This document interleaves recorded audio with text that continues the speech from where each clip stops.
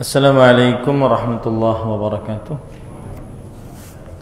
Bismillahirrahmanirrahim. Innal hamdalillah nahmaduhu wa nasta'inuhu wa nastaghfiruh wa na'udzu billahi min shururi anfusina wa sayyiati a'malina. Man yahdihillahu fala mudilla lahu wa man yudlil fala hadiya lahu. وأشهد أن لا إله إلا الله وحده لا شريك له وأشهد أن محمدا عبده ورسوله يا أيها الذين آمنوا اتقوا الله حق تقاته ولا تموتن إلا وأنتم مسلمون يا أيها الناس اتقوا ربكم الذي خلقكم من نفس واحدة وخلق منها زوجها وبث منهما رجالا كثيرا ونساء فاتقوا الله الذي تساءلون به والأرحام إن الله كان عليكم رقيبا يا أيها الذين آمنوا اتقوا الله وقولوا قولا سديدا يصلح لكم أعمالكم ويغفر لكم ذنوبكم ومن يطع الله ورسوله فقد فاز فوزا عظيما أما بعد فإن أصدق الحديث كتاب الله وأحسن الهدي هدي محمد صلى الله عليه وعلى آله وسلم وشر الأمور محدثاتها وكل محدثة بدعة وكل بدعة ضلالة وكل ضلالة في النار. Alhamdulillah, kita bersyukur pada Allah Subhanahu wa taala pada hari ini, hari Ahad pagi 5 Sya'ban 1444 Hijriah, kita dimudahkan oleh Allah Subhanahu wa taala untuk kembali duduk bersama di Masjid Al-Amin Samarinda dalam sebuah kajian rutin setiap Ahad pagi menjelang siang di pekan keempat, membaca kitab Taujihat Islamiyah li Islahil Fardi wal Mujtama' yang ditulis oleh Fadilatul Syekh Muhammad bin Jamil Zainu rahimahullah. Salawat dan salam semoga selalu Allah berikan kepada Nabi kita Muhammad sallallahu alaihi wa ala alihi wasallam, pada keluarga beliau, para sahabat, serta orang-orang yang mengikuti beliau sampai hari kiamat kelak. Dengan nama-nama Allah yang husna dan sifat-sifatnya yang ulia, kita berdoa, Allahumma inna nas'aluka ilman nafi'an wa rizqan tayyiban wa amalan mutaqabbala. Allahumma amin. Ahibati fillah, afanillah wa iyyakum, para jamaah sekalian yang saya cintai karena Allah. Semoga Allah Subhanahu wa taala selalu memberikan afiat kepada kita di dunia dan di akhirat. Masih kita di dalam bab yang kedua, yaitu tentang tauhid ubudiyah dan tauhid asma was sifat. Dan pada pertemuan kali ini kita membahas poin penulis mengatakan Ainallah di buku terjemahan kita, ya, Bimbingan Islam untuk Pribadi dan Masyarakat, di halaman 15. Penulis berkata, Allahul ladzi khalaqana aujaba alaina an na'rifa aina huwa hatta nattajiha ilaihi biqulubina wa du'aina wa salatina. Wa man la ya'rifu aina rabbahu yabqa dha'i'an la ya'rifu wajhata ma'budihi wa la yaqumu bihaqqi ibadatihi. Allah yang menciptakan kita mewajibkan kita mengetahui di mana Dia. Nah, ini kata-kata mungkin ada yang perlu kita bincangkan. Allah yang menciptakan kita mewajibkan kita mengetahui di mana dia. Kata-kata mewajibkan kita mengetahui di mana dia. Ini perlu dibicarakan, apakah memang hukumnya wajib mengetahui tentang di mana Allah Subhanahu wa taala. Dan berdasarkan hadis Rasul sallallahu alaihi wasallam, maka kita dapati bahwa memang Nabi Muhammad sallallahu alaihi wasallam beliau pernah bertanya kepada seorang budak perempuan, yaitu di manakah Allah, atau di mana Allah. Tetapi apakah kemudian Allah mewajibkan kita untuk mengetahui di mana dia? Nah, ini perlu dalil secara khusus, karena hukum wajib menunjukkan kepada sebuah hukum syar'i. Hukum wajib menunjukkan kepada sebuah hukum syar'i. Dan saya belum mendapati bahwa Allah mewajibkan secara hukum syar'i dalilnya yang menunjukkan akan hal ini.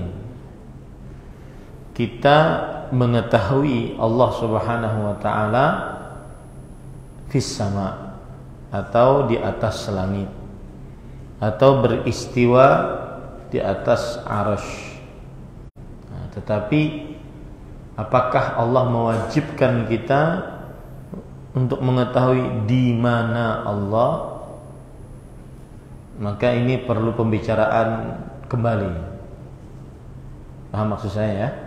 Jadi hukum syar'i wajib ini memerlukan dalil secara khusus.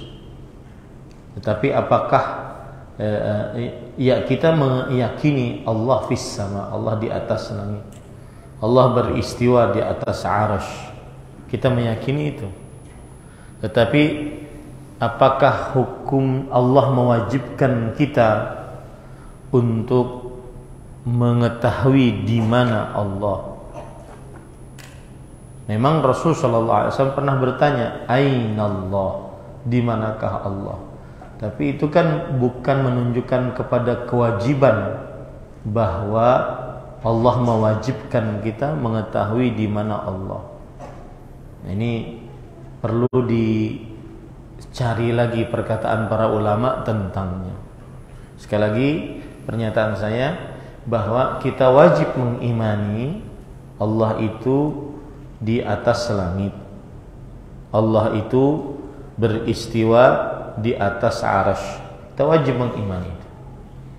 Tetapi perkataan penulis mewajibkan, Allah yang menciptakan kita mewajibkan kita mengetahui di mana dia. Nah, ini perlu pembicaraan lebih lanjut lagi. Paham maksud saya ya? Karena hukum wajib ini perlu apa? Dalil syar'i. Hukum wajib perlu dalil syar'i. Nah, kemudian sehingga kita dapat menghadap kepadanya dengan hati, doa, dan sholat kita. Ini juga kita menghadap kepada Allah Subhanahu wa taala dengan hati, doa, dan sholat kita. Yaitu kita berdoa kepada Allah, berdoa di dalam sholat kita, berdoa dengan qalbu kita.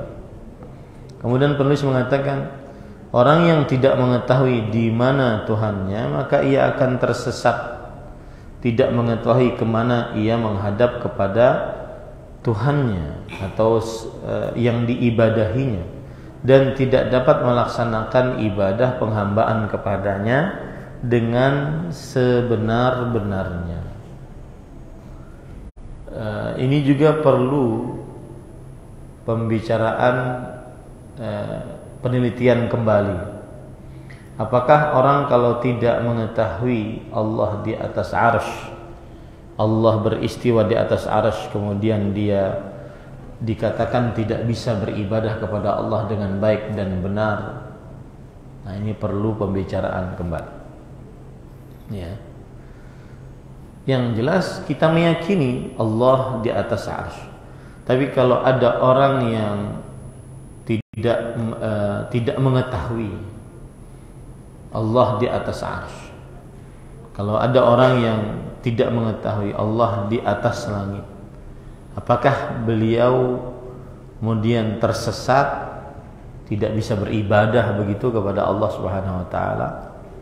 Nah, ini perlu pembicaraan kembali. Ya, perlu penelitian dan pendalaman lagi. Nah, karena ini kan perkataan beliau sebagai manusia yang alim, tetapi semestinya harus ada dalil akan hal ini. Karena kita terbiasa dengan dalil. Ketika ada pernyataan, mana dalilnya? Ketika ada pernyataan Allah mewajibkan kita untuk mengetahui di manakah Allah, mana dalilnya? Ya, kewajiban itu mana dalilnya? Kemudian ketika kita tidak mengetahui di manakah Allah, lalu kita tersesat, tidak mengetahui arah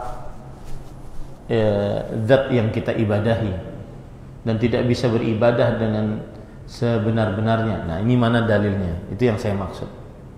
Ya, ini perlu pembicaraan ulang. Kemudian penulis mengatakan, inna sifatal uluwi lillahi ala khalqihi hiya kabaqiyatus sifatil waridah fil qur'ani wal ahadithis sahihah kasam'i wal basari wal kalami wal nuzuli wa ghairi dhalika min sifatillah. Fa inna aqidatas salafis salih wal firqatin najiyah ahli sunnati wal jamaah al-imanu bima akhbar Allah bihi fi kitabihi aw rasulihi fi ahadithi min ghairi ta'wilin wala ta'tilin wala tashbih. Liqaulihi ta'ala laisa kamitslihi syai' wa huwas samiul basir. Artinya, sifat maha tinggi yang dimiliki Allah atas makhluknya tidak berbeda dengan sifat-sifat Allah Subhanahu wa ta'ala. Kata-kata sifat maha tinggi Allah, Allah itu mempunyai kemahatinggian. Dalam bahasa Arabnya al-ulu. Dan sifat maha tinggi Allah itu dari 3 sisi. Ya, dari 3 sisi. Yang pertama,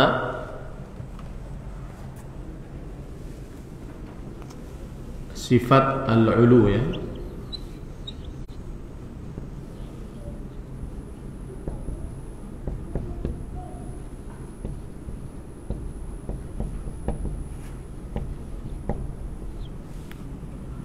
Ada 3.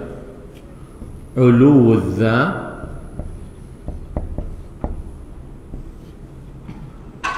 zat maha tinggi.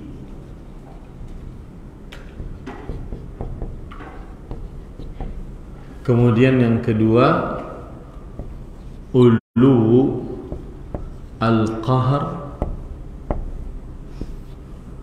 kekuasaan yang tinggi atau maha tinggi. Ulul qudrah,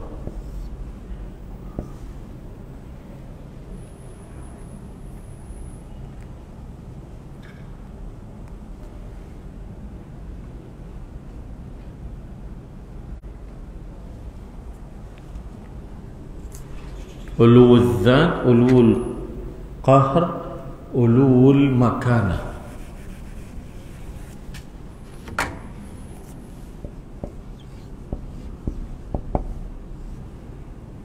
Kedudukan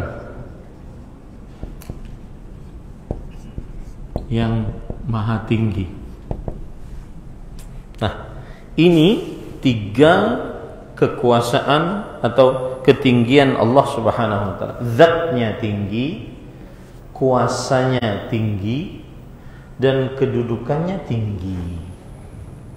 Zatnya tinggi, kuasanya tinggi, dan kedudukannya juga tinggi. Itu adalah maha tinggian Allah Subhanahu wa taala. Nah, di sini disebutkan sifat maha tinggi yang dimiliki Allah atas makhluknya tidak berbeda dengan sifat-sifat Allah yang lain, sebagaimana yang diterangkan dalam Al-Quran dan hadis yang sahih, menunjukkan bahwa sifat itu tidak bisa diambil kecuali melalui kabar yang valid, dan kabar yang valid tidak bisa kita ambil kecuali dari Al-Quran dan hadis Rasul Sallallahu Alaihi Wasallam, seperti mendengar, kemudian melihat, berbicara, turun, dan lain-lainnya.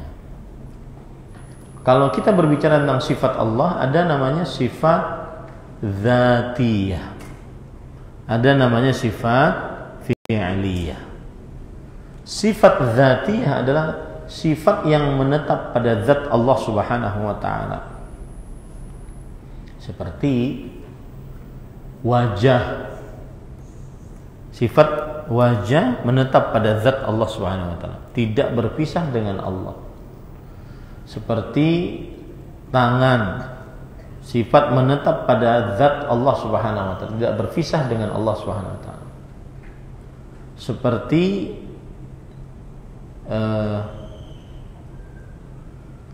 dan sifat-sifat lainnya yang sangat banyak. Nah, di sana ada sifat fi'liyah, yaitu sifat perbuatan Allah, yang Allah berbuat sesuai dengan kehendak Allah, kapan saja dan di mana saja.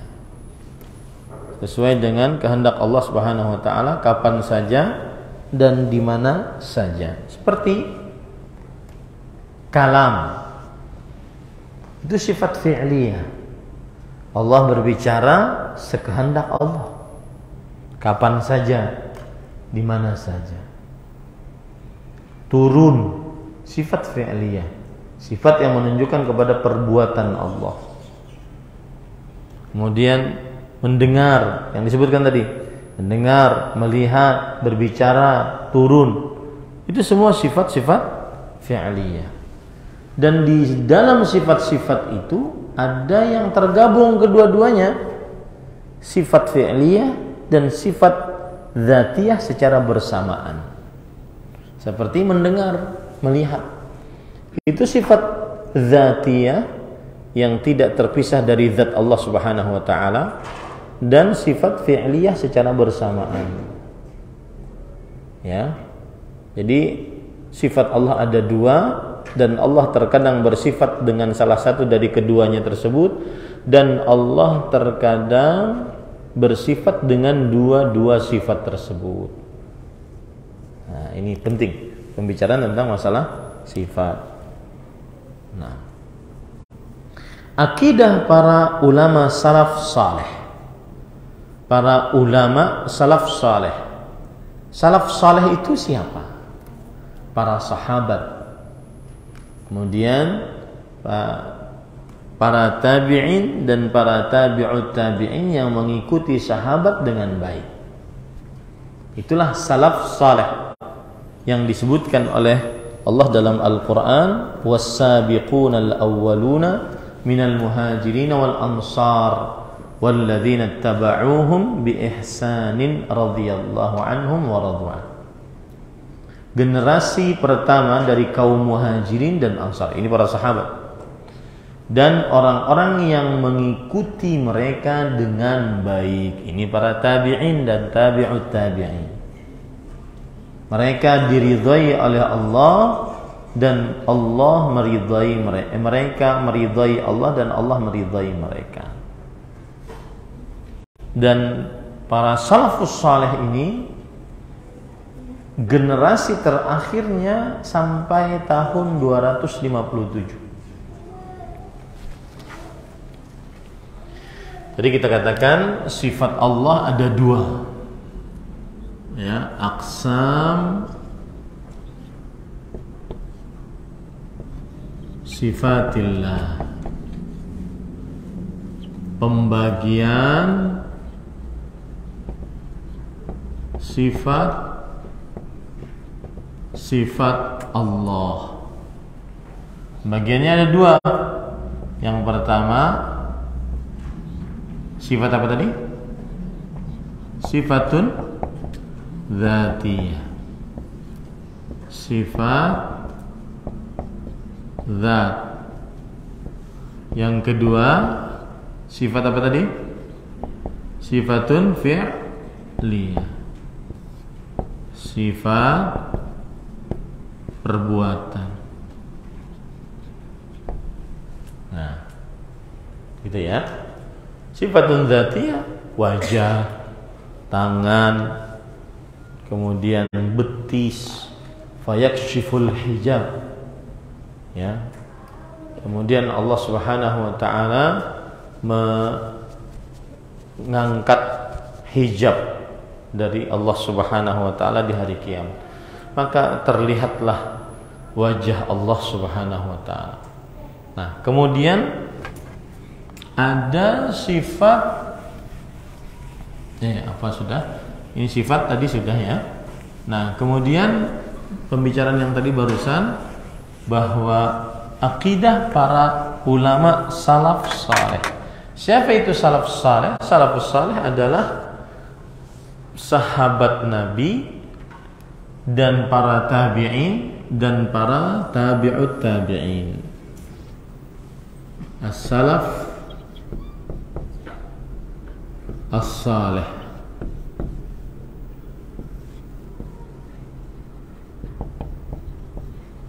Mereka adalah as-sahabah, sahabat Rasulullah sallallahu alaihi wasallam. Siapa itu sahabat Rasulullah sallallahu alaihi wasallam? Man laqiyan nabiyya walau lahzatan wa aman wa mata 'alal iman. Yang bertemu dengan Nabi walau sebentar, walau sesaat, dan beriman dan mati di dalam keimanan. Nah, ini adalah sahabat Rasul sallallahu alaihi wasallam. Dan sahabat yang paling terakhir meninggal kunyahnya Abu Tufail. Amir, namanya Amir bin Wasilah Al-Laythi, wafat pada tahun 110 Hijriah. Sahabat yang paling terakhir meninggal. Kemudian ada tabi'in. Tabi'in adalah yang bertemu dengan sahabat walau sesaat, beriman dan mati di atas keimanan. Itu tabi'i. Dan tabi'i terakhir yang meninggal namanya adalah Khalaf bin Khalifah Al-Kufi, wafat pada tahun 180 Hijriah. Ini tabi'i terakhir meninggal yang pernah melihat sahabat beriman dan mati di dalam keimanan. Kemudian yang ketiga, tabi'ut tabi'in. Namanya Al-Hasan bin Arafah Al-Baghdadi. Al-Hasan bin Arafah Al-Baghdadi, wafat pada tahun 257 Hijriah. Inilah generasi salafus saleh yang paling terakhir meninggal. Ya. pada tahun 257. Dan itulah 3 kurun terbaik yang disebutkan oleh Rasulullah SAW dalam hadisnya, yaitu beliau bersabda, khairun nasi qarni thumma alladhina yalunahum thumma alladhina yalunahum. Sebaik-baik manusia adalah yang hidup di kurunku. Kurun di sini tidak mesti harus 100 tahun, yaitu di zamanku, para sahabat Nabi radhiyallahu anhu, kemudian yang setelah mereka, kemudian orang-orang yang setelah mereka. Nah, akidah di sini maksudnya keyakinan. Akidah para ulama salafus saleh dan golongan yang selamat, ahlus sunnah wal jamaah, yang disebut dengan al-firqah an-najiyah. Mengapa disebut dengan golongan yang selamat atau istilahnya adalah al-firqah an-najiyah? Karena Rasulullah sallallahu alaihi wasallam mengabarkan bahwa umat beliau akan terpecah menjadi 73 golongan. Umat beliau ya, bukan orang kafir. Umat beliau. Sataftariqu ummati, umatku akan terpecah belah menjadi 73 golongan. Berarti yang terpecah belah itu orang Islam. Ya, orang Islam. Sataftariqu ummati. Makanya keliru kalau ada orang yang mengatakan mantan salafi kemudian mengaku bahwa dia keluar dari dakwah salaf karena ajaran salaf itu mengaku surga paling sendiri, dia masuk surga. Buktinya hadis tadi 73 golongan akan terpecah belah dan satu saja yang masuk ke dalam neraka. Yang pertama, dia salah memahami hadis itu. Pemahaman terhadap hadis tersebut adalah yang terpecah belah itu umat Islam, umat Nabi Muhammad sallallahu alaihi wasallam. Sataftariqu ummati ala 73 firqah kulluha finnar illa wahidah. Umatku akan terpecah belah menjadi 73 golongan. Seluruhnya di neraka kecuali satu. Nah, inilah yang selamat. Makanya disebut dengan al-firqah an-najiyah. Ya, al-firqah an-najiyah, yaitu kelompok yang selamat. Dan itu istilah syar'i, itu istilah yang berdasarkan dari Al-Quran dan hadis Rasulullah SAW, kelompok yang selamat. Kemudian ada istilah lain juga adalah at-ta'ifah al-mansurah. Ta'ifah mansurah maksudnya adalah golongan yang diberi kemenangan. Nah, ini dalam hadis lain yang berbunyi la yazalu ta'ifatun min ummati adh-dhahirina 'alal haqq la yadhurruhum man khadalahum wala man khalafahum hatta ya'tiya amrullah wa hum 'ala dzalik. Masih saja sekelompok dari umatku memperjuangkan kebenaran. Nah, ini ya yang disebut dengan al-ta'ifah al-mansurah, memperjuangkan kebenaran dan diberi kemenangan, ya, sampai datang hari kiamat dan mereka senantiasa diberikan kemenangan oleh Allah. Jadi ada istilah-istilah yang ada dalam syariat Islam tentang kelompok-kelompok ini. Istilah yang pertama adalah al-firqah an-najiyah.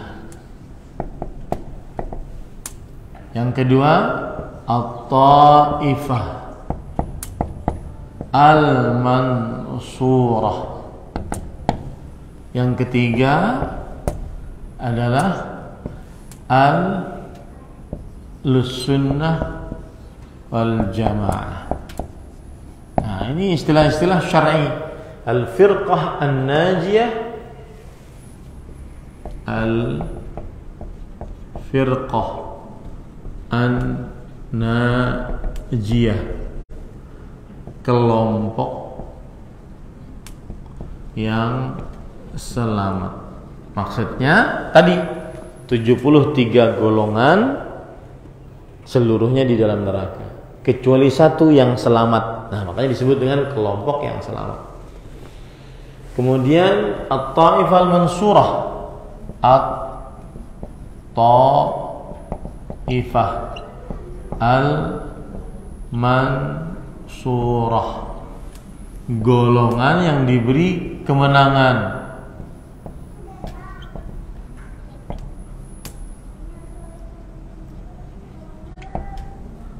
Ya, at-ta'ifah al-mansurah. Siapa mereka ini? Yang memperjuangkan kebenaran dan mereka selalu diberi kemenangan meskipun kelompoknya sedikit. Dan mereka akan terus seperti itu sampai hari kiamat. Ada. Ya, dan sampai datang hari kiamat Allah selalu memberikan kemenangan. Kemudian yang terakhir Ahlus Sunnah wal Jamaah yang kita sering kenal di dalam istilah-istilah kita. Nah, kemudian ialah akidah para ulama salaf saleh dan golongan yang selamat Ahlus Sunnah wal Jamaah ialah mengimani apa yang diberitakan Allah dalam Al-Quran dan apa yang diberitakan Rasulnya dalam hadis tanpa takwil. Apa pengertian takwil? Di sini terjemahkan menggeser makna yang asli kepada makna yang lain. Ini arti takwil. Dan kalau kita lihat pengertian para ulama rahimahumullah ta'ala tentang takwil, mereka mengatakan takwil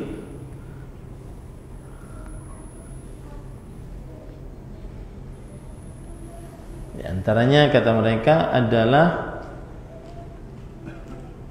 an yurada bit ta'wil haqiqatu ma ya'ulu ilaihi al-kalam wa in wafaqa zahiruhu, yang artinya takwil adalah hakikat apa yang dimaksudkan dari pembicaraan meskipun sesuai dengan lahiriahnya.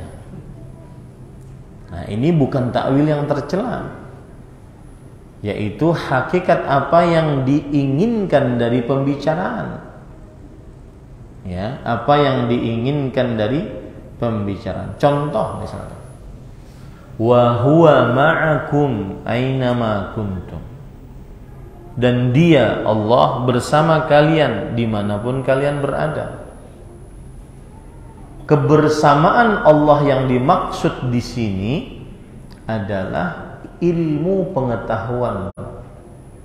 Allah membersamai kita dengan ilmu pengetahuannya, dan ini bukan takwil.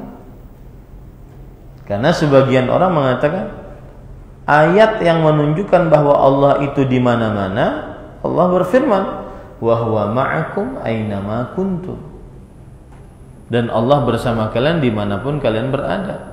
Ini kan menunjukkan Allah di mana-mana. Kita katakan bukan itu maksudnya. Maksudnya adalah dan Dia bersama kalian dimanapun berada. Dia di sini adalah ilmu Dia. Nah, itu kan kalian mentakwil katanya. Kalian sendiri melakukan takwil. Maka kita katakan iya, tapi takwil yang dimaksud di sini adalah haqiqatu ma ya'ulu ilaihil kalam, yaitu hakikat yang ditunjuki oleh redaksi pembicaraan. Redaksi pembicaraannya memang Allah bersama kita, tapi yang bersama kita ini ilmunya Allah. Sedangkan Allah beristiwa di mana? Di atas arsy. Paham ya? Nah, takwil kalau makna yang seperti ini tidak tercela. Baik. Kemudian ada makna yang kedua, takwil adalah tafsir. Nah, ini juga tidak tercela. Tafsir. Takwil maknanya tafsir, ini juga tidak tercela. Makanya di dalam kitab tafsir Ibnu Jarir At-Tabari, kitab tafsir salah satu kitab tafsir terlama dan yang bersanad, beliau menyebutkan al-qaulu fi ta'wilihi qaulihi ta'ala kadza. Pendapat tentang takwil firman Allah ini adalah ini. Takwil di sini maknanya apa? Tafsir. Ini juga tidak tercela. Makna takwil yang kedua. Makna takwil yang ketiga adalah sarful lafzi an zahirihi ila ma yukhalifu dzalik. Nah, ini dia yang disebutkan tadi, menggeser makna yang asli kepada makna yang lain yang menyelisihinya. Nah, ini takwil yang enggak boleh. Menggeser makna yang asli kepada makna yang lain yang menyelisihinya. Ini takwil yang tidak diperbolehkan. Inilah takwil yang dilakukan oleh ahli kalam dari kaum Jahmiyah, kemudian kaum Batiniyah, ya. Seperti mereka kaum ahli filsafat, Mu'tazilah, kelompok-kelompok yang menyimpang. Seperti menafsirkan Allah beristiwa di atas arsy. Mereka takwilkan Allah menguasai arsy. Padahal arti istiwa tinggi dan ke atas, bukan menguasai. Paham ini? Nah, jadi takwil itu yang tercela adalah menggeser makna yang asli kepada makna yang lain yang keliru, yang salah. Nah, gitu. Ya, ini takwil yang tercela. Makanya di sini disebutkan akidah para ulama salaf saleh dan golongan yang selamat ahlus sunnah wal jamaah ialah mengimani apa yang diberitakan Allah dalam Al-Quran, apa yang diberitakan Rasulnya dalam hadis, tanpa takwil. Tidak boleh menggunakan takwil. Jangan salah, takwil yang dimaksud apa? Takwil yang dimaksud adalah merubah makna asli kepada makna yang lain yang keliru. Kepada makna lain yang keliru. Nah, dan ta'til, tanpa meniadakan maknanya sama sekali. Ta'til itu artinya mengingkari sifat. Ahlus sunnah tidak seperti itu. Akidah para salafus saleh, para sahabat, para tabi'in, para tabi'ut tabi'in tidak melakukan ta'til. Apa itu ta'til? Di sini artinya meniadakan maknanya sama sekali. Ta'til bukan hanya meniadakan makna, tetapi ta'til mengingkari sifat. Ya, ta'til adalah mengingkari sifat. Nah, ahlus sunnah akidahnya terhadap sifat-sifat Allah tidak mengingkari, bahkan menetapkan, baik sifat dzatiyah atau sifat fi'liyah. Menetapkan, tidak ta'til. Yang ta'til itu adalah kaum Jahmiyah, kaum Mu'tazilah, kaum ahli kalam, kaum ahli filsafat, dan seterusnya. Dan tasbih, Ahlus sunnah wal jamaah tidak melakukan tasbih. Apa di sini? Menyerupakan Allah dengan makhluknya. Ini mungkin dibalik, menyerupakan makhluknya dengan Allah. Itu namanya tasbih. Ya, seperti misalkan Allah mempunyai wajah seperti wajah makhluk. Allah mempunyai wajah seperti wajah makhluk. Allah mempunyai tangan seperti tangan makhluk. Ini namanya tasbih. tashbih. Ini namanya apa? Tashbih. Jadi ada 3 hal yang tidak diperbolehkan di dalam sifat-sifat Allah Subhanahu wa taala. Saya hapus. Berdasarkan ini tadi ada 3 hal yang tidak diperbolehkan dalam sifat-sifat Allah Subhanahu wa taala.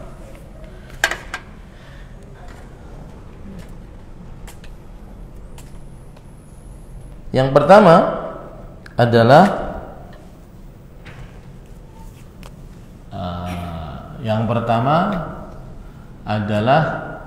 apa tadi? At-ta'wil. Tapi ingat, ta'wil yang dimaksud merubah makna yang asli kepada makna yang keliru. Ya, merubah makna yang asli kepada makna yang keliru yang tidak sesuai dengan apa yang ditunjukkan oleh lafaz tersebut. Nah, ini ta'wil. Ini tidak boleh dalam sifat-sifat Allah Subhanahu wa taala. Yang kedua, apa tadi? Ta'til.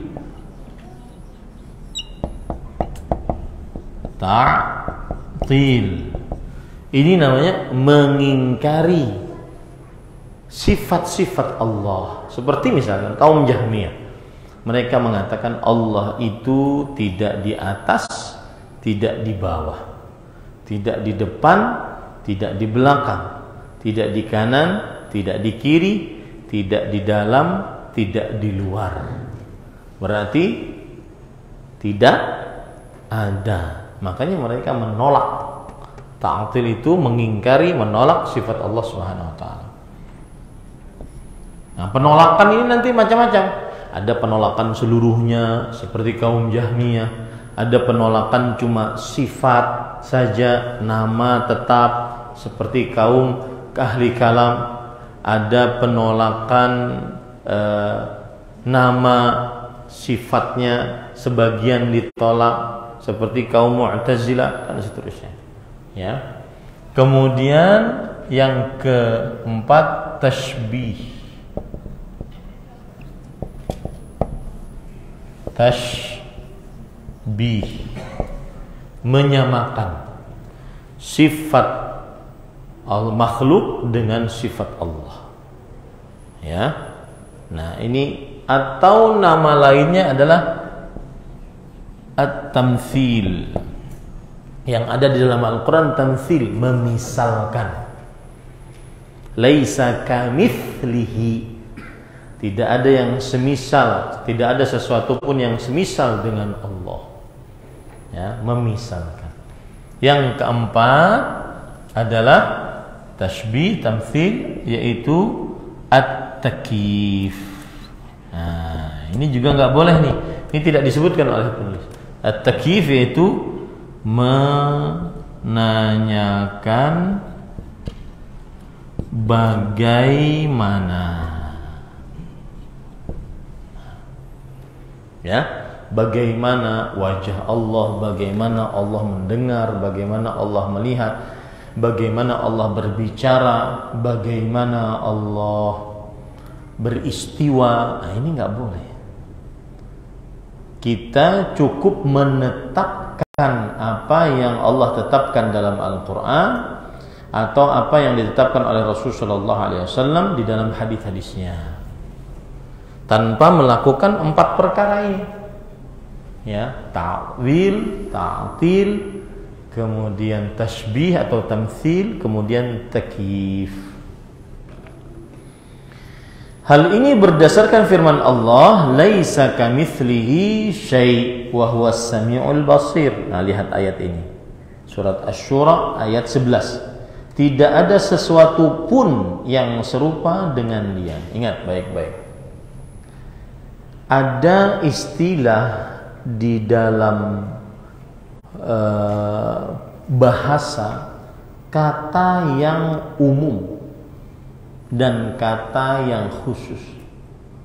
Coba saya tangguh-tangguhan dengan pian. Tangguh-tangguhan itu bahasa Banjar. Tebak-tebakan dengan pian. Apa kata yang paling umum di dunia ini?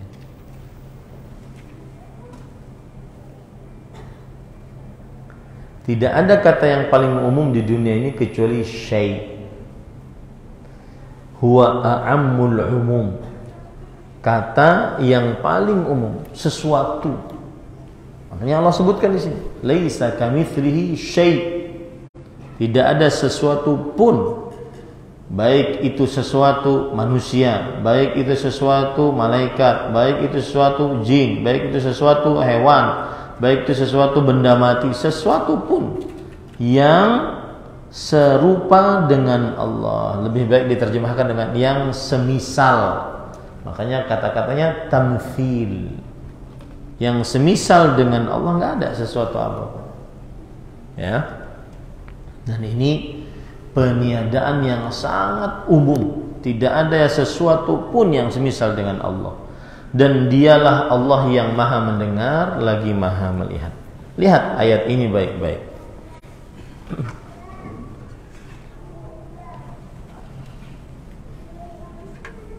Di dalam ayat ini Allah Subhanahu wa taala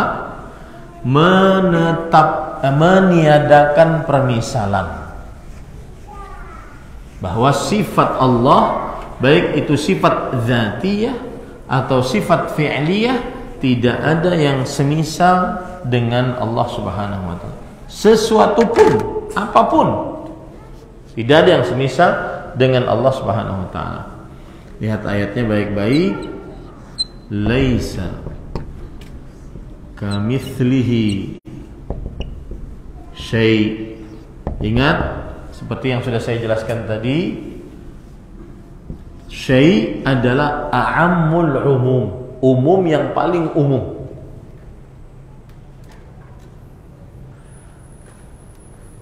Mukmin, kumpulannya mukminun, umum. Tapi ada yang lebih umum lagi dari mukminun, yaitu makhluk. Lebih umum daripada mukminun. Makhluk ada yang lebih umum lagi. Makhluk macam-macam masalahnya. Ada manusia, ada jin, ada malaikat, ada hewan. Ya. Ada yang lebih umum lagi. Nah, selalu setiap kata pasti ada yang lebih umum, ada yang lebih umum, ada yang lebih umum. Umum yang paling umum adalah ini, syai'. Ya, kata syai', umum yang paling umum adalah syai'. Makanya tidak ada sesuatu pun yang semisal dengan Allah. Wa huwas sami'ul basir.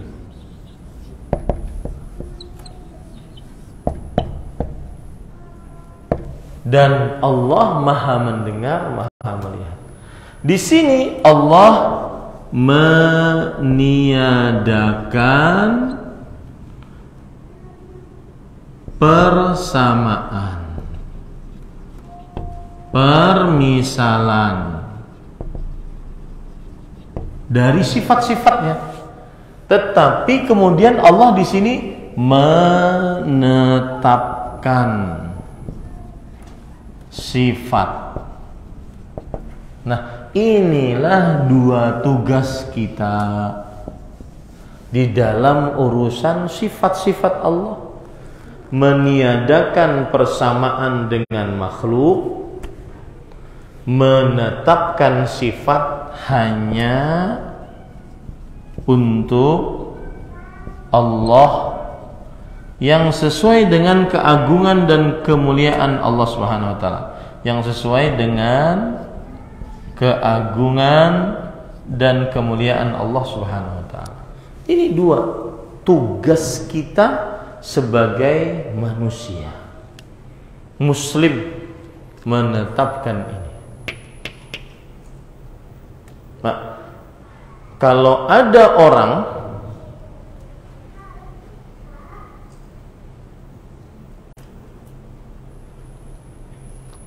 yang cuma mengambil bagian ini saja, maka dia akan menjadi kaum mu'attilah, kaum yang meniadakan sifat. Kalau orang mengambil ini saja. Kalau orang mengambil ini saja tanpa mengambil bagian yang pertama, maka dia akan menjadi kaum musyabbihah yang menyamakan Allah dengan makhluk-makhluknya. Makanya harus dua-duanya ya, melakukan dua-duanya. Yang pertama, meniadakan persamaan, meniadakan kekurangan, meniadakan ketercelaan dalam sifat-sifat Allah. Yang kedua, menetapkan sifat-sifat Allah sesuai dengan keagungan dan kemuliaan Allah. Itu adalah dua yang dilakukan oleh seorang muslim ahlu sunnah wal jamaah yang benar dalam akidah tauhid asma was sifatnya. Baik, kita lanjut. Walamma kanat hadhihi as-sifati wa minha sifatu 'uluwillah 'ala khalqihi tabi'atun li dzatihi fa innal imana biha wajibun kal imani bidzzatil 'aliyyah. Walidzalika qala al-imam al-Malik radhiyallahu anhu lamma su'ila an ma'na qawlihi ta'ala ar-rahmanu 'ala al-'arsy istawa faqala al-istiwa'u ma'lum ay al-'ulu wal kaifu ghairu ma'qul wal imanu bihi wajib. Perhatikan baik-baik. Penulis mengatakan sifat-sifat Allah ini antara lain sifat maha tinggi, atau dalam bahasa Arabnya apa tadi? Al-ulu. Ya, maha tinggi bahasa Arabnya apa? Al-ulu. Dan bahwa dia berada di atas makhluk. Makhluk paling tinggi adalah arasy-Nya Allah. Arasy-Nya Allah bagaikan kubah atas alam semesta ini. Dan Allah di atas arasy. Arasy-Nya Allah bagaikan kubah atas alam semesta ini. Dan Allah di atas arasy. Bahwa Allah berada di atas makhluk adalah sesuai dengan keagungan Allah. Oleh karena itu, beriman kepada sifat-sifat Allah tersebut adalah wajib. Nah, beriman kepada sifat-sifat Allah, diantaranya sifat Allah di atas, ini hukumnya wajib. Ya. Sebagaimana juga beriman kepada zat Allah. Kita meyakini Allah itu ada zatnya. Ya, yakin semua kita? Yakin kan? Allah itu ada zatnya. Maka sebagaimana kita meyakini Allah itu ada zatnya, maka sifat ulu bagi Allah adalah sifat zat. Sifat ulu bagi Allah adalah sifat zat. Maka kita pun juga wajib meyakini sifat ulu tersebut. Karena meyakini sifat ulu, tingginya Allah Subhanahu wa taala, sama dengan kita meyakini sifat adanya Allah, adanya zat Allah. Paham maksud saya ya? Kita meyakini enggak Allah itu ada? Kita meyakini Allah itu zatnya ada? Oke.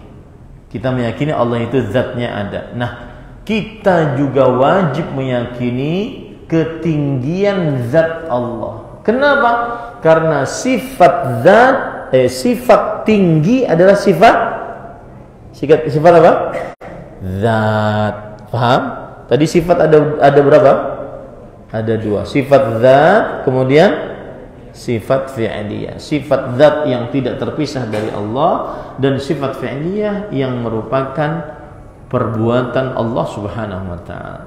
sebagaimana kita meyakini, percaya, berakidah bahwa Allah itu ada zatnya, dan kita juga meyakini bahwa sifat ulu, maha tinggi Allah itu adalah sifat zat Allah, maka berarti kita juga meyakini sifat maha tinggi Allah sebagaimana kita meyakini adanya apa? Zat Allah. Sebagaimana kita meyakini adanya zat Allah. Itu yang dimaksud oleh penulis. Ya. Anda percaya ada zat Allah? Percaya. Taib. Berarti Anda juga wajib percaya ada maha tingginya Allah. Kenapa? Karena maha tinggi Allah adalah sifat apa? Zatnya Allah subhanahu wa ta'ala. Begitu cara memahami apa yang disebutkan oleh penulis. Imam Malik rahimahullah. Imam Malik yang dimaksud adalah Imam Malik bin Anas rahimahullahu ta'ala, Imam Darul Hijrah yang wafat pada tahun 179 Hijriah. Imamnya penduduk kota Madinah. Dan beliau ini bisa dikatakan sebagai tabi'ut tabi'in karena bertemu dengan para tabi'in. Ya. Dan beliau tadi tabi'in yang tabi'ut tabi'in yang terakhir meninggal 180. Beliau wafat 179. Jadi masih memungkinkan beliau bertemu dengan tabi'in. Maka Imam Malik rahimahullah termasuk 3 kurun yang utama dalam Islam. Nah, kenapa kita lakukan seperti ini sebagai disclaimer dulu? Agar kita meyakini bahwa Imam Malik itu bukan orang sembarangan gitu ya. Bukan orang sembarangan, tetapi termasuk 3 kurun yang istimewa. Nah, beliau mengatakan, perhatikan baik-baik perkataannya. Kata beliau, ketika Allah berfirman Ar-Rahmanu 'alal 'arsy istawa, Allah beristiwa di atas 'arsy. Ketika beliau ditanya, wahai imam, bagaimana Allah beristiwa? Padahal tadi nggak boleh takyif menanyakan bagaimana. Orang ini menanyakan bagaimana Allah beristiwa. Imam Malik menjawab, al-istiwa'u ma'lum. Istiwa itu ma'lum. Apa makna ma'lum? Makna ma'lum adalah ghairu majhul. Tidak dibodohi maknanya, dipahami maknanya. Apa arti istiwa? Kita paham artinya. Yang kita tidak paham adalah bagaimananya. Ya, ini hati-hati. Yang kita tidak paham adalah bagaimananya. Hakikatnya Allah beristiwa, Allahu a'lam. Tapi makna istiwa paham tidak? Paham. Apa maknanya? Ala, meninggi, wartafa'a, di atas. Ala wartafa'a, meninggi dan di atas. Kita paham.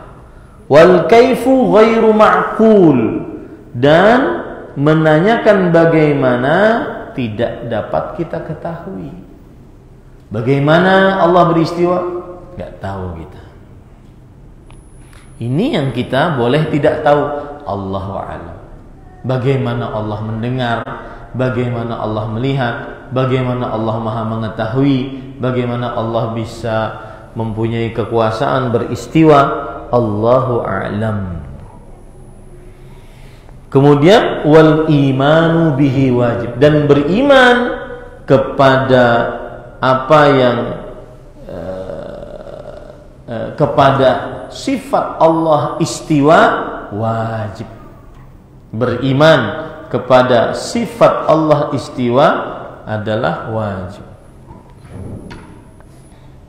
Kemudian di sini wassu'alu anhu bidah, mempertanyakan bagaimana adalah bid'ah.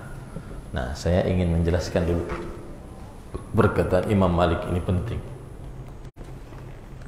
Karena nanti di sini terjadi perbedaan antara ahlu sunnah dengan ahlu tafwid. Pagi ini agak berat ya pelajarannya. Hah? Nah, tapi harus paham.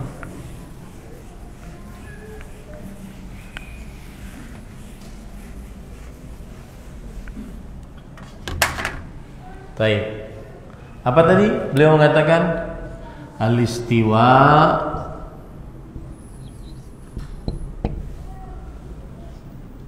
ma'lum. Dalam lafaz yang lain ghairu majhul. Yang artinya istiwa maknanya dimaklumi. Tahu kita maknanya. Tahu nggak makna istiwa? Tahu. Ghairu majhul, tidak dibodohi. Tidak bodoh kita terhadapnya. Tahu maknanya. Ya, penting ya. Tahu makna istiwa. Baik. Yang kedua, wal kaifu ghairu ma'qul.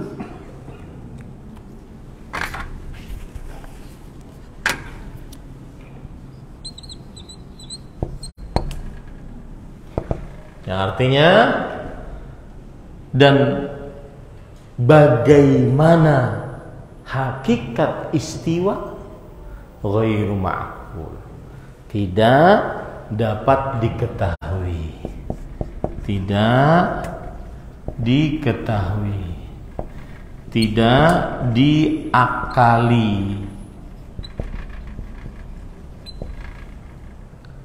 Nah, sekarang saya bertanya, yang tidak diakali maknanya atau hakikatnya? Hah?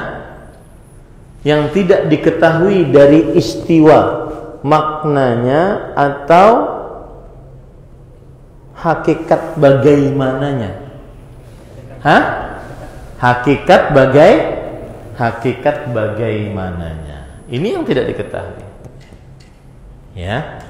Kemudian baru setelah itu beriman kepada istiwa wajib dan bertanya bagaimana adalah bid'ah. Nah, kalau ada orang berkata, apa menurut pendapatmu Ar-Rahman 'alal arsy istawa? Allah beristiwa di atas arsy.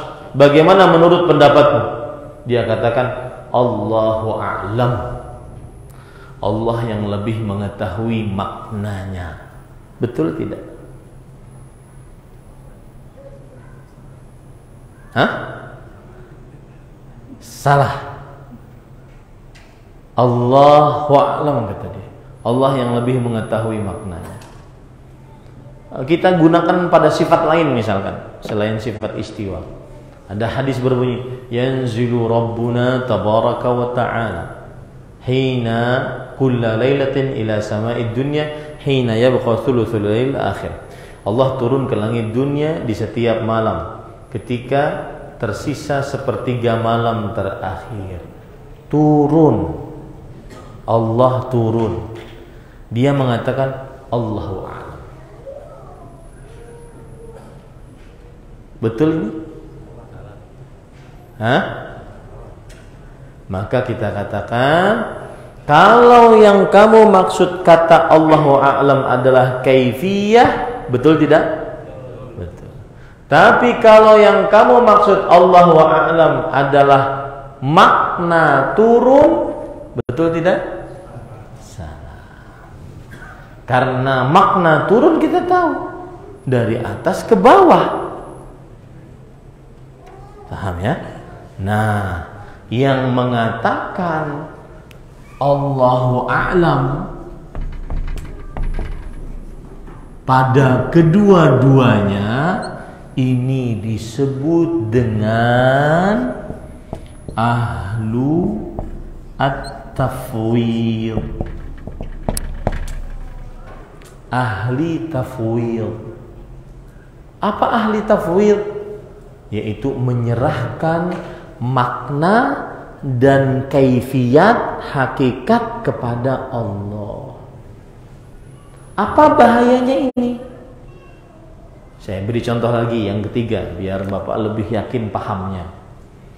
Allah berfirman, wa yabqa wajhu rabbika dzul jalali wal ikram. Wajah Allah akan tetap. Kata ahlu tafwid, Allahu alam, makna wajah Allahu alam. Dia di sini Allahu alam, di sini Allahu alam. Itu ahlu tafwid. Apa bahayanya?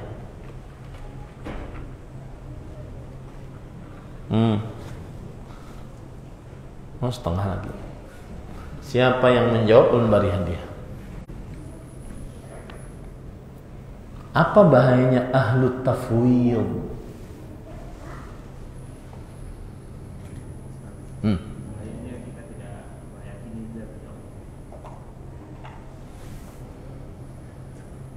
Bahayanya kata beliau kita tidak meyakini zatnya Allah Subhanahu wa taala.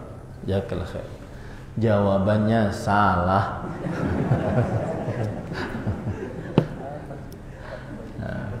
Kan siapa yang mau menjawab, bukan siapa yang menjawab dengan benar. Ya.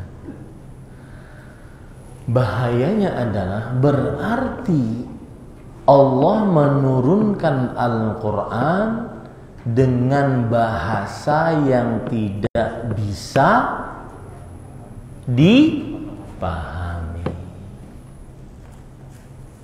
Ya, pokoknya orang ahlu tafwid itu Allahu a'lam.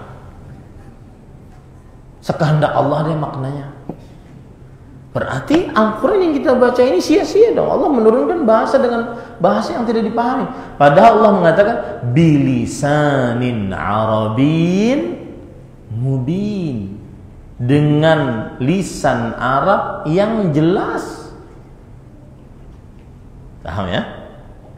Nah, ini bahayanya. Ini permasalahan detil sekali.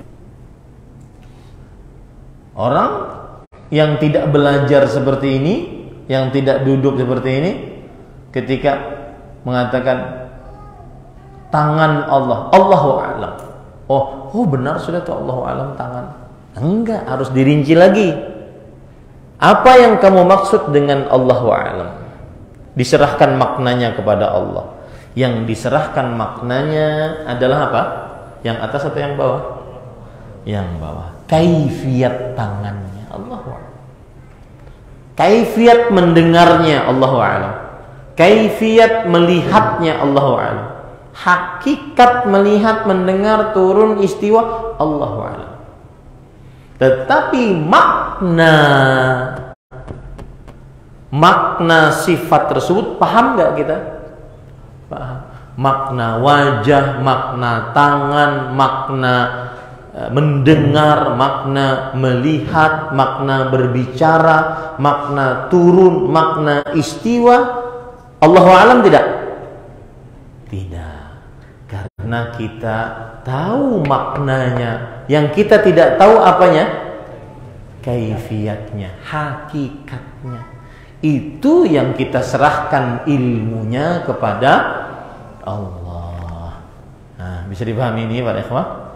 Ini tidak didapat dari kajian real 1 menit di YouTube.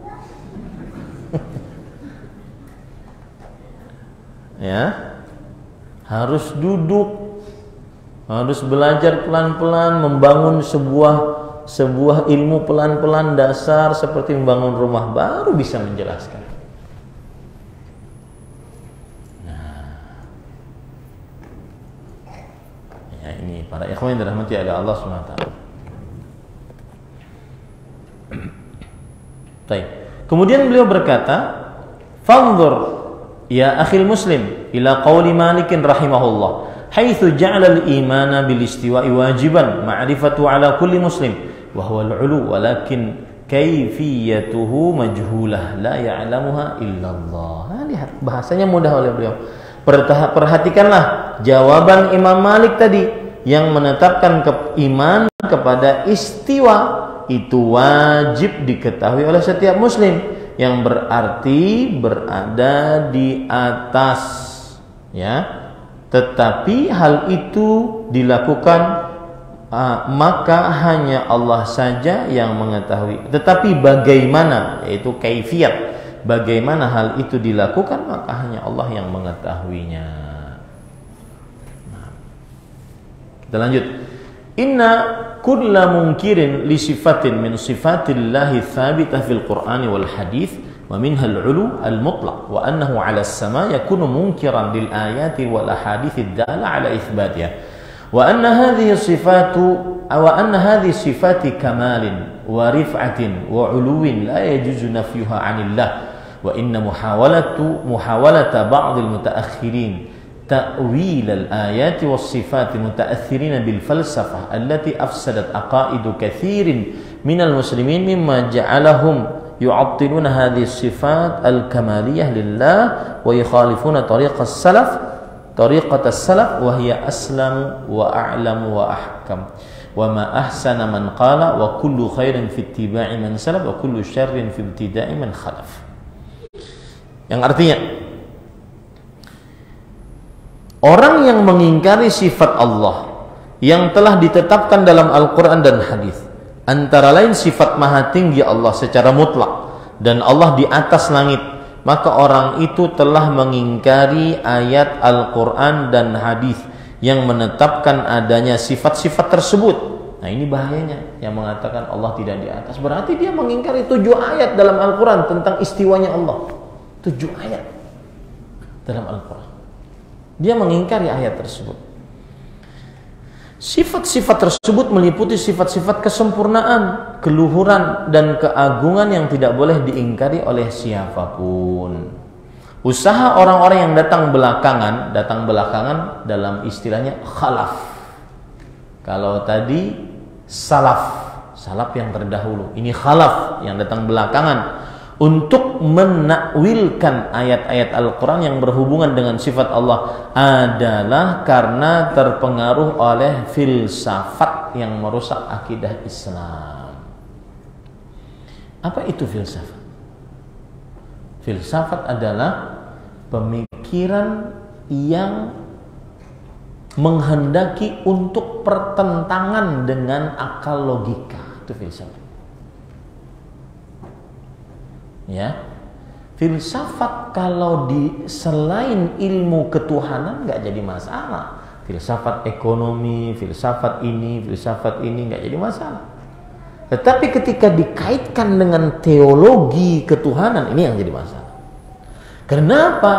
Karena ketuhanan kita bisa imani hanya dengan kabar yang valid, bukan dengan logika.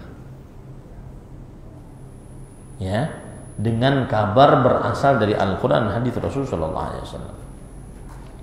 Dan akhirnya mereka menghilangkan sifat-sifat Allah yang sempurna dari zatnya. Mereka menyimpang dari metode ulama salaf yang lebih selamat, lebih ilmiah, dan lebih kuat argumentasinya. Nah, ini ingat, ulama salaf itu ada 3. A'lam, lebih ilmiah, lebih pintar. Aslam, lebih selamat karena mereka belajar langsung dari Rasulullah SAW, ilmunya turun temurun. Ahkam, lebih bijaksana. Itu 3 keistimewaan ilmu para salafus salih. Aslam, a'lam, ahkam. Aslam lebih selamat, a'lam lebih pintar, ahkam lebih bijaksana.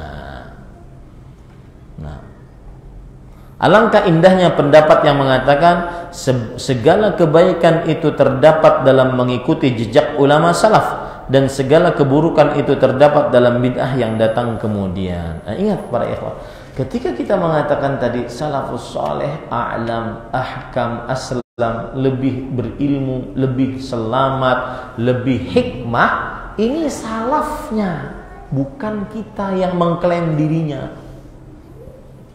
Ya, kadang-kadang kita dituduh dengan tuduhan yang buruk-buruk. Tuh lihat, ngaku penghuni surga nih, kayak orang kayak paling suci sendiri. Sekarang yang menuduh terbalik. Ya, yang dulunya suka nuduh, dia sekarang dia sekarang mengklaim dirinya sendiri. Yang tidak kalau ikut kelompok ini tidak masuk surga. Pernah nggak kita berdakwah seperti itu? Enggak. Kita mendakwahkan sebuah metode beragama, tata cara beragama yang terbaik, bukan kita mengaku yang paling baik. Paham ini para ikhwah? Tetapi itulah framing media yang membuat akhirnya membenci terhadap dakwah sunnah ini. Ya. Baik, terakhir al-khulasah, innal imana bi jami'is sifatil waridah fil Qur'an wal ahadits sahih wajib. Beriman kepada seluruh sifat-sifat Allah yang telah diterangkan Al-Qur'an dan hadis adalah wajib. Wala yajuzu an nufarriqa bainas sifat. Tidak boleh membedakan antara sifat yang satu dengan sifat yang lainnya. Fanu'minu bi ba'dihha ala zahiriha wa nata'awwalu ba'daha al-akhar. Sehingga seorang hanya mau beriman kepada sifat yang satu dan ingkar kepada sifat yang lain. Ini enggak boleh. Harus seluruh sifat kita imani. Kenapa? Karena yang mempunyai sifat siapa? Allah satu. Kenapa Anda menerima ini ya? Menarik. Ini maksudnya begini. Syekh ingin, ini kan Syekh bahasanya dengan bahasa yang mudah ya. Jadi Syekh ingin mengatakan begini. Kalian yang menolak sifat istiwa, kenapa kalian menetapkan sifat mendengar dan berbicara? Padahal yang punya sifat sama. Paham? Sebagian orang menetapkan Allah Maha mendengar, Allah Maha melihat. Kita semua menetapkan itu. Tetapi kenapa tidak menetapkan Allah beristiwa? Padahal yang punya sifat sama, zatnya sama. Yaitu siapa? Allah Subhanahu wa ta'ala. Tahu nggak kenapa mereka tidak mau menolak sifat mendengar, sifat melihat? Karena mohon maaf, di manusia saja kalau ada yang buta dan tuli itu kurang. Makanya mereka susah menolak Allah. Masa Tuhan saya buta dan tuli? Mereka tidak mau menolak sifat itu. Nah kita katakan, Anda menerima sifat mendengar, sifat melihat bagi Allah, apa susahnya menetapkan sifat istiwa? Kenapa ketika Anda mengatakan kalau kita menetapkan sifat istiwa bagi Allah berarti seperti makhluk? Allah seperti duduk di singgasana, ada kursi yang menempati Allah Subhanahu wa ta'ala, atau yang ditempati oleh Allah Subhanahu wa ta'ala. Sama juga. Taruh perkataan itu dalam sifat mendengar dan sifat melihat. Kalau Allah melihat berarti Allah seperti makhluk, bisa melihat, bisa mendengar. Kenapa ini Anda tetapkan? Itu tidak Anda tetapkan. Paham ini para ikhwah? Karena tadi logikanya nggak main. Masa Tuhan saya buta dan tuli? Wah, nggak asik nih. Nggak asik. Bicara sifat Allah pakai nggak asik gimana? Ya, makanya tetapkan seluruhnya. Apa yang Allah tetapkan dalam Al-Quran kita tetapkan, apa yang Allah tetapkan dalam hadis dari Rasulullah SAW kita tetapkan, tanpa membedakan satu dengan yang lainnya. فَالَّذِي يُؤْمِنُ بِأَنَّ اللَّهَ سَمِيعٌ بَصِيرٌ لَا مَثِيلَ لَهُ فِي سَمْعِهِ وَبَصَرِهِ عَلَيْهِ أَنْ يُؤْمِنَ بِأَنَّ اللَّهَ فِي السَّمَاءِ. Lihat, persis seperti yang saya ucapkan. Orang yang percaya bahwa Allah itu maha mendengar, maha melihat, dan percaya bahwa mendengar dan melihatnya Allah tidak sama dengan mendengar dan melihatnya makhluk, maka ia juga harus percaya bahwa Allah itu maha tinggi di atas langit, sesuai dengan keagungan Allah, tidak sama dengan tingginya makhluk. Apa susahnya? Ya, menetapkan, sama-sama menetapkan. Li'annaha kulluha sifatu kamalin lillah athbataha Allah li nafsi fi kitabi wa kalami Rasulih sallallahu alaihi wasallam tu'ayyiduha al-fitratu salimah wa yusaddiquha al-aqlu salim. Yang artinya karena sifat maha tingginya Allah adalah sifat yang sempurna bagi Allah. Hal itu sudah ditetapkan sendiri oleh Allah dalam Al-Quran, oleh Rasulullah dalam hadisnya, dan dikuatkan oleh fitrah manusia. Dan akal yang sehat juga mendukung kenyataan itu. Nah, ini para ikhwan. Jadi sebenarnya permasalahannya bukan pada tidak jelasnya dalil. Dalilnya jelas. Cuma hidayah, dan ditambah lagi kesombongan, ditambah lagi dengan taklid buta kepada yang salah. Itu sebenarnya permasalahannya. Nah, terakhir ini tidak disebutkan dalam buku kita. Qala Nu'aim bin Hammad Syekh Imam Bukhari, berkata Al-Imam Nu'aim bin Hammad, ini syekhnya Imam Bukhari, man syabbaha Allah bi khalqih kafar. Siapa yang menyamakan Allah dengan makhluknya, maka dia telah kafir. Wa man jahada ma wasafa Allah bihi nafsahu faqad kafar. Siapa yang menolak apa yang Allah telah sifati terhadap dirinya, dia juga sudah kafir. Wa laisa fima wasafa Allah bihi nafsahu wala rasuluhu tashbih. Ketika Allah mengatakan, mana tadi? Sami' basir. Ketika Allah mengatakan beristiwa di atas arsy, bukanlah orang yang mensifati Allah dengan sifat yang Allah sifati dirinya dengannya, atau yang disifati oleh Rasulullah SAW, itu adalah sebuah penyamaan. Tidak. Ya. Ketika kita menetapkan sifat istiwa, kita tidak sedang menyamakan Allah dengan sang raja yang duduk di atas singgasananya. Maka kita katakan Allah beristiwa sesuai dengan keagungan dan kemuliaan Allah. Dan ingat Pak, pembicaraan ini nggak ada di zaman sahabat, nggak ada di zaman para tabi'in, para tabi'ut tabi'in. Ya, kenapa? Karena hati mereka masih bersih. Fitrah mereka tidak tercampuri dengan ilmu filsafat, ilmu kalam. Makanya akidahnya mudah. Lalu Ustaz, kenapa dijelaskan hal seperti ini? Karena sudah tersebarnya penyimpangan-penyimpangan dalam masalah tauhid asma was sifat.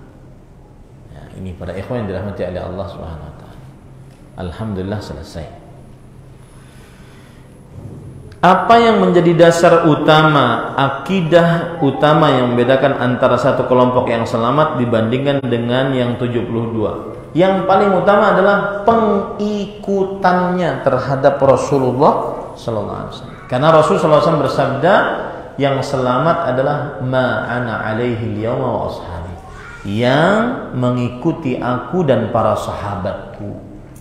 Itu perbedaan yang paling mendasar antara kelompok yang selamat masuk surga dan yang tidak selamat masuk neraka. Ingat, sekali lagi saya tanya, yang masuk neraka ini, diancam masuk neraka ini, orang kafir atau orang Islam? Orang Islam, ya.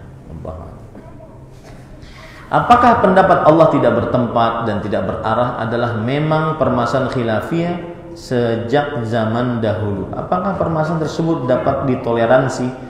Mengapa bisa ada ulama yang berpendapat demikian? Ada 3 pertanyaan. Kalau ditanya apakah pendapat Allah tidak bertempat dan berarah adalah memang permasalahan khilafiyah sejak zaman dahulu, maka jawabannya iya, permasalahan khilafiyah di semenjak umat Islam mempelajari buku-buku filsafat Yunani. Khilafiyah. Tapi yang patut diperhatikan, apakah kalau dianggap itu masalah khilafiyah, ya sudahlah biarin aja, yang satu begini, yang satu begini. Seperti permasalahan khilafiyah laki-laki menyentuh perempuan di dalam fikih. Enggak. Ya. Perbedaan pendapat dalam masalah sifat-sifat Allah tidak sama dengan perbedaan pendapat dalam masalah apa? Fikih. Beda. Ya. Jadi kalau seandainya apakah itu khilafiyah dari semenjak dahulu? Iya, khilafiyah. Khilafiyah dalam artian ada sebagian yang berbeda pendapat dalam masalah ini, tetapi meskipun dia khilafiyah, tapi tidak boleh disamakan dengan khilafiyahnya masalah fikih. Kalau khilafiyah masalah fikih, maka pada saat itu berlapang dada. Tapi kalau khilafiyah dalam masalah akidah, tidak boleh. Harus memilih yang benar. Karena kalau menyimpang, memilih yang salah, berarti dia menyimpang dari ajaran yang benar. Apakah permasalahan tersebut dapat ditoleransi? Enggak bisa ditoleransi. Harus berakidah sebagaimana akidahnya Nabi dan para sahabat. Enggak bisa ditoleransi. Mengapa bisa ada ulama yang berpendapat demikian? Karena tadi sebelum saya jawab yang ketiga, Allah tidak bertempat dan berarah. Ini perkataan siapa? Itu dulu masalahkan. Karena itu akidah. Itu statement sebuah akidah. Ini perkataan siapa? Sedangkan kalau kita lihat ayat Al-Quran, hadis Rasul, makanya kita tadi diulang-ulang ya. Diulang-ulang pembicaraan tentang bahwa sifat Allah tidak diambil kecuali dari Al-Quran dan hadis. Ya. Dan saya sekarang baru merasakan bagaimana pentingnya perkara ini. Saya jujur sempat bertanya. Kita kan belajar tauhid asma wa sifat ini sering banget di kampus, di Masjid Nabawi, di Madinah. Sampai saya sering bertanya. Kayak ada semacam kebosanan gitu. Dengarnya itu aja. Sampai saya bertanya kepada Syekh Abdul Razak bin Abdul Muhsin, waktu saya masih di Indonesia, apa faedahnya Syekh? Kita bicarakan Al-Quran, kalamullah, Al-Quran, kalamullah ghairu makhluk. Al-Quran itu firman Allah, bukan makhluk. Al-Quran, Allah beristiwa di atas arsy. Apa faedahnya? Dalam kehidupan ibadah gitu ini apa faedahnya? Ya, ternyata sekarang pas ngajar terasa faedahnya. Nah, maka perkataan Allah tidak bertempat dan berarah ini perkataan siapa? Satu. Yang kedua, apa maksudnya tidak bertempat? Selalu menjawab perkataan-perkataan yang umum global dengan yang rinci. Apa maksud Anda tidak bertempat? Paling nggak paham tuh orang.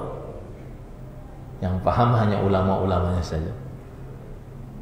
Ya. Apa maksud tidak bertempat? Apa maksud tidak berarah? Jelaskan. Karena itu pernyataan yang umum. Pernyataan yang umum ini.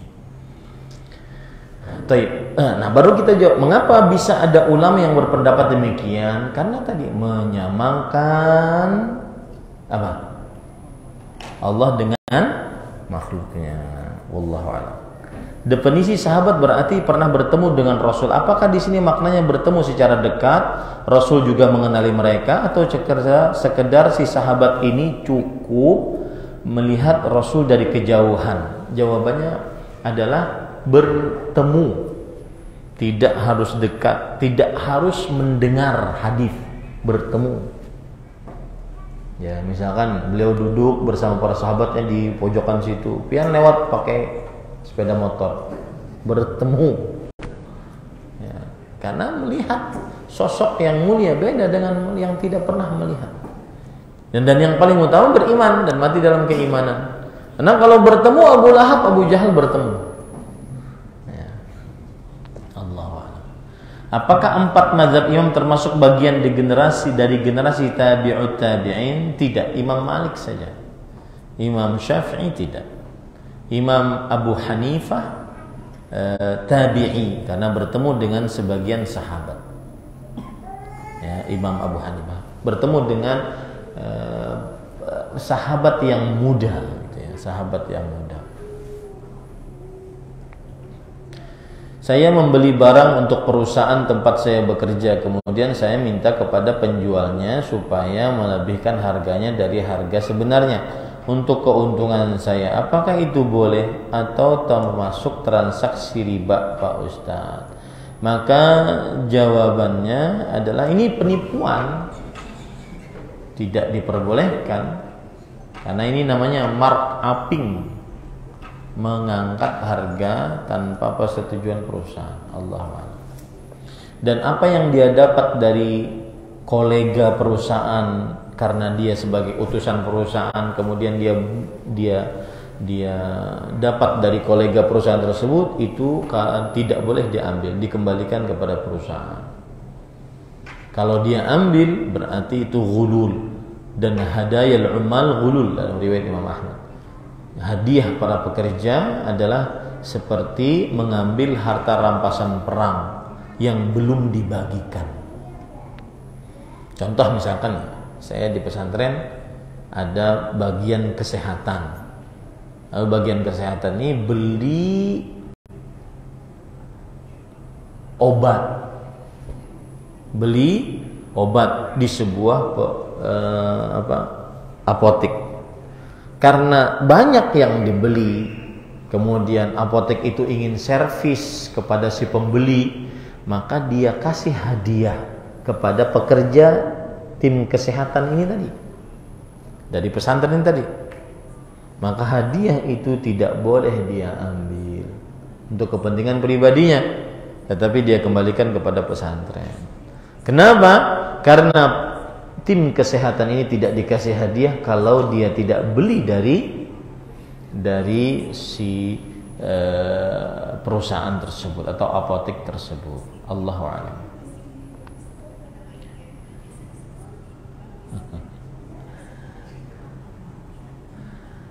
Mertua saya mau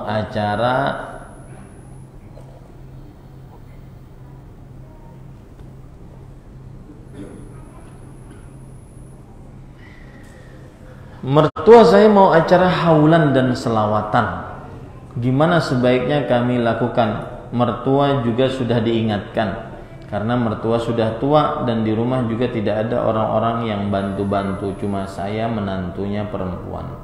Dan keluarga besar saya juga diundang. Jadi saya bilang kita makan-makan saja di sana, masaknya di rumah mama. Setelah selesai acara bid'ah baru kami ke sana bawa makanan yang kami masak tanpa ada acara apa-apa. Gimana ya Ustadz tindakan saya? Mohon solusinya. Acara sore ini lagi Ustadz.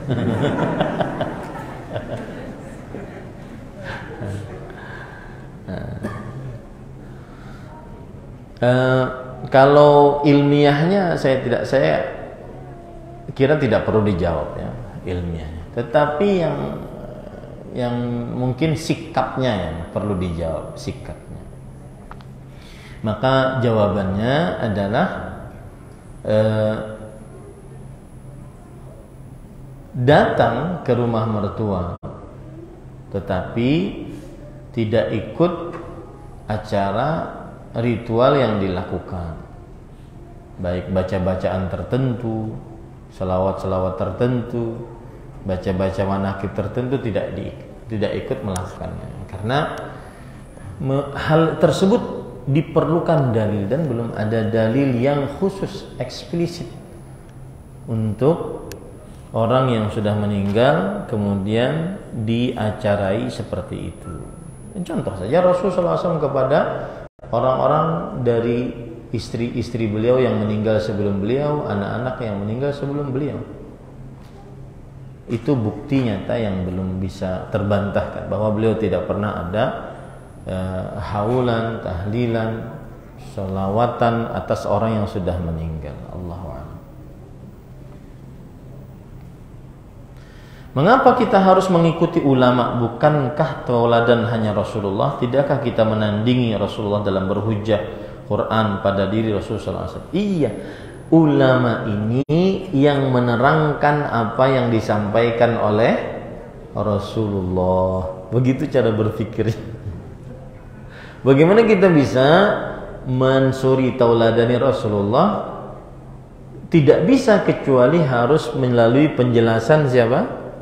Para ulama terhadap hadis-hadisnya. Ya, wallahu a'lam. Kenapa Salafi Wahabi difitnah sebagai Mujassimah? Siapa Salafi Wahabi? Nah, ya. Siapa Salafi Wahabi? Takuni orang-orang Salafi Wahabi itu.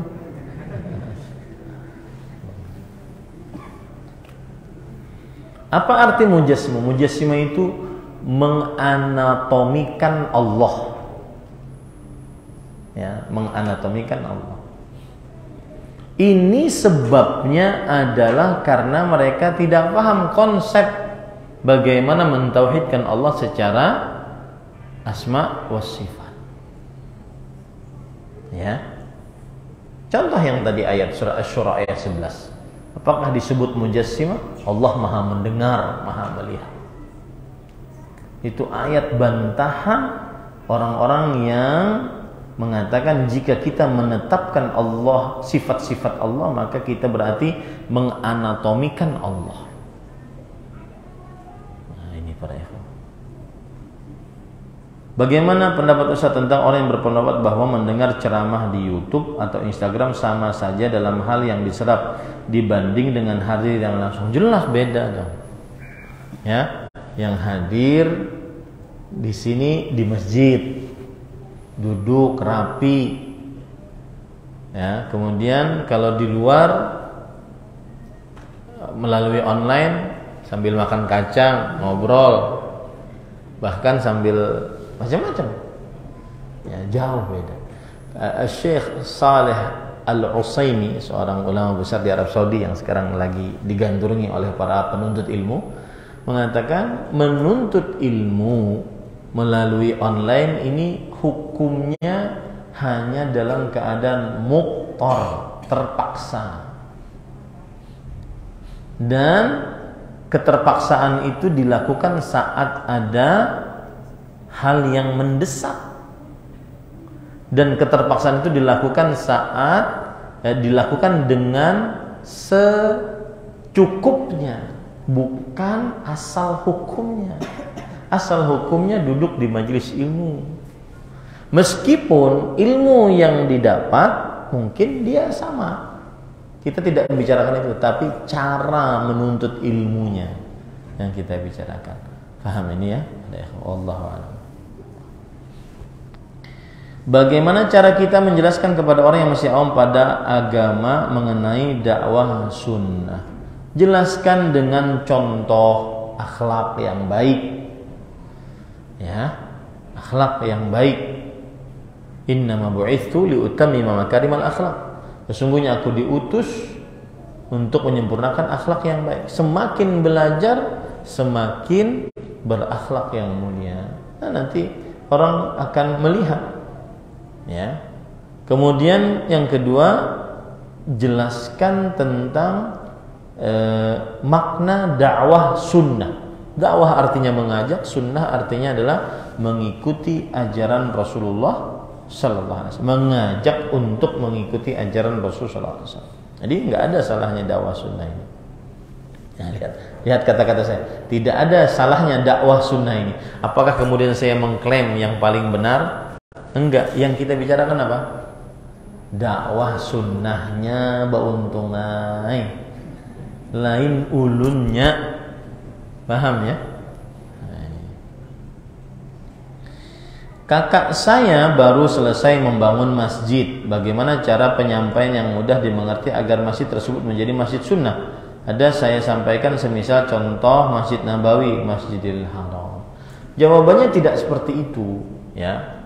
Maka jawabannya adalah duduk bersama kakak, buat program untuk masjid. Program-program, oh ada sholat 5 waktu, ada majelis ilmu, ya, dan seterusnya. Jadi diajak ngobrol kakaknya agar bisa membuat program di dalam masjid tersebut. Adakah rekomendasi buku untuk memudahkan kita memilih pendapat ulama dalam berkehidupan? Kenapa pertanyaan ini timbul?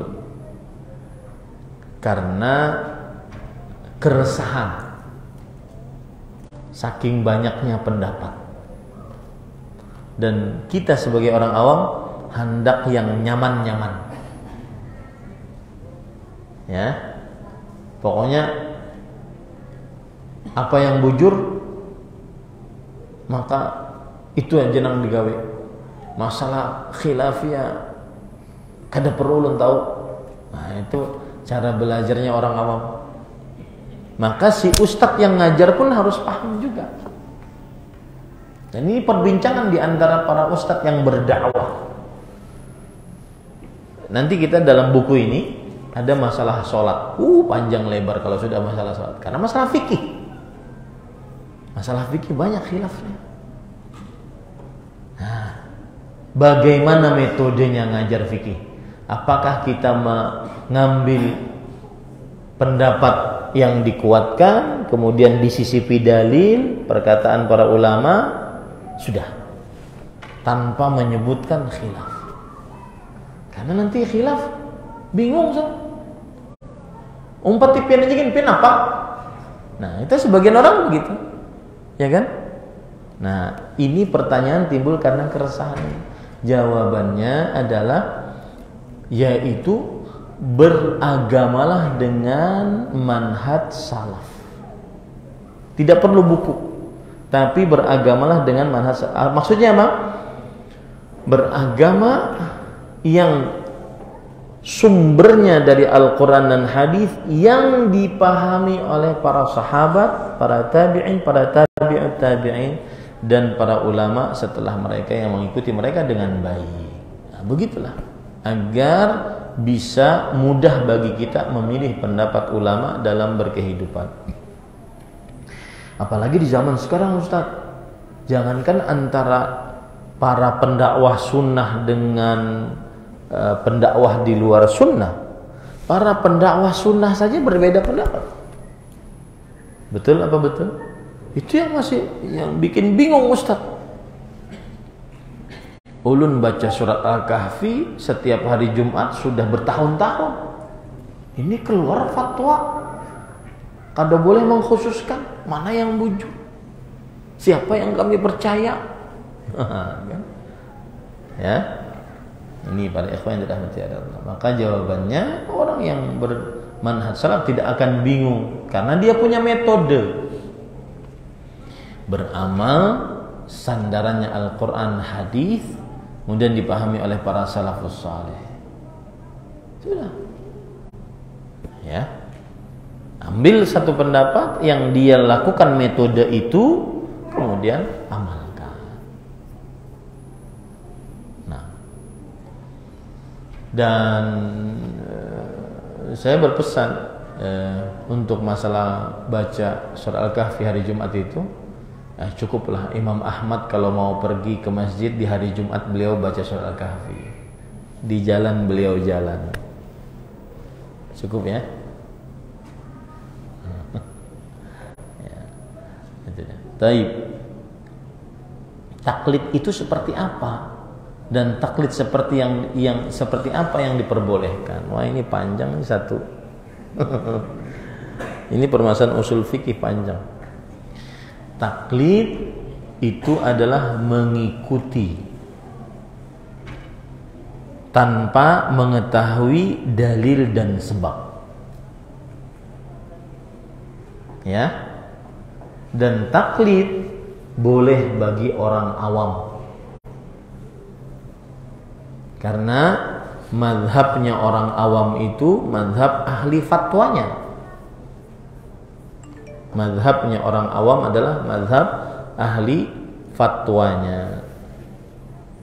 Contoh pian nih, Ustaz, kita ini Ramadan nanti ikut mana, Ustaz? Saudi kah? Indonesia? Maka dia orang awam, gak bisa baca kitab.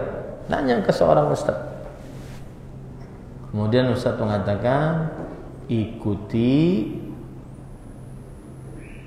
yang dilihat di dalam negara tersebut, keputusan yang ada dalam negara yang kamu tinggal.